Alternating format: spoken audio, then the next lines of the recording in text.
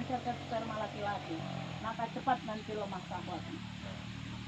HP tidak boleh ditaruh di kantong baju, ini efeknya nanti ke penyakit jantung. Dan tidak boleh ditaruh di tempat tidur, Pak. Apapun rahasia Bapak, matikan dulu HP-nya. Karena kalau dia di tempat tidur, bangun tidur nanti Bapak rasakan terjadi pening, badan tidak enak, itu gara-gara HP. Tapi HP sudah menjadi kebutuhan, lebih cinta kepada HP daripada istri, itu kata Bapak yang di sana. Ya. Lalu yang kelima, cara pengolahan dan penyajian makanan yang salah. Ibu di rumah masak nasi pakai rice cooker, boleh ibu, tapi kalau nasinya udah masak, tolong colokannya dicabut, nggak boleh dicolok lama. Kalau dicolok lama nasinya kuning. Kalau dikasih sama suami dan anak kita, terjadilah penyakit asam lambung. Jadi bukan gara-gara telat makan, kebanyakan makan juga kena asam lambung, Pak. Ya, itu dia. Lalu janganlah sering mengkonsumsi goreng-gorengan. Lalu keempat, pupuk dari penyakit yang Bapak rasakan sekarang, kebas, pening, pundak berat. Apakah itu racunnya, Bu? Itu ada di dapur Ibu. Pertama, saya minta tinggalkan penyedap rasa, Bu. Inilah dia pupuk kanker. Ajinomoto taruh di bunga, bunga menjadi gemuk. Taruh di dalam pakaian kotor jadi bersih. Lalu Ibu bayangkan setiap hari, kalau Ibu taruh di dalam tubuh Ibu, maka semua bibit kanker akan terjadi kepada kita. Dan untuk Bapakku di sini, ini adalah pemanen. Saya minta jangan pernah diminum yang namanya extra jos, kuku bima, supaya Bapak itu kuat. Mulai besok Pak, minum air putih, karena Bapak beresiko terkena penyakit ginjal, Pak. Kemarin saya ada di KSA itu ada terkena ginjal. Kenapa? Asal mau bekerja minum extra jos, minum kuku bima. Memang kuat dia, Pak. Tapi nanti ujung-ujungnya Bapak akan kena penyakit ginjal. Kenapa? Tingginya soda di dalam minuman itu. Jadi yang baik itu apa, Pak? Air putih. Nah, saya bahas prostat dulu untuk laki-laki. Hati-hati Bapak. Siapa yang cenderung terkena kanker prostat itu adalah alat kelamin laki-laki. Pertama, kebanyakan laki-laki yang berkulit hitam gelap.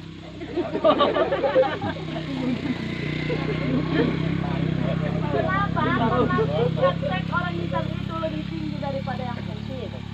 Tapi jangan bilang orang berkulit putih itu tidak bisa kena. Siapa yang berprofesi yang bisa terkena? Pertama adalah bapakku yang suka duduk di warung. Yang kedua adalah supir. Ketiga, inilah bapakku, pengangkat beban berat, Pak. Ini beresiko terkena prostat.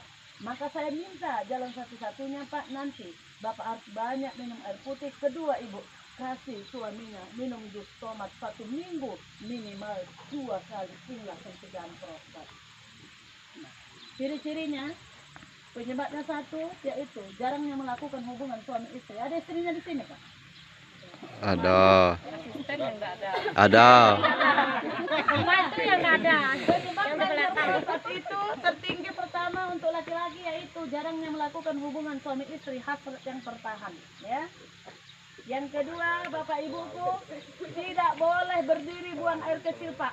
Harus jongkok kalau mau sehat. Dengar, Pak. Kalau Bapak jongkok nanti, Pak, terjadi tekanan antara paha dan pinggang, itu air seninya nggak ada yang tinggal. Tapi kalau Bapak berdiri, itu Pak ada yang tertinggal 1 tetes di bawah indung kemih. Tapi kalau jongkok kan terjadi tekanan, maka tuntas dikeluarkan. Yang kedua, Bapakku tidak boleh minum berdiri, Bapak Ibu. 5 liter Bapak bawa kerja tapi tetap sakit pinggang. Kenapa? Seketika Bapak minum berdiri, ginjal itu tertutup rupanya dia. Tapi kalau duduk, ginjal terbuka, air minum masuk ke ginjal. Ciri-cirinya, sering sakit pinggang, Pak. Apalagi pinggang Bapak sudah panas. Nah, ini gejala. Kedua, sering Bapak merasakan sakit di bawah pusat. Yang ketiga nanti, mau buang air kecil, Bapak sudah merasakan sakit. Lihat, Pak. Kalau sudah ada darah, Bapak positif sudah terkena gejala prostat.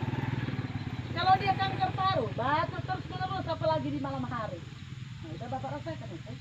Batuk aja dia, Pak. Itu gejala paru. Kedua, rasakan di waktu batuk dada nanti Bapak merasakan sakit.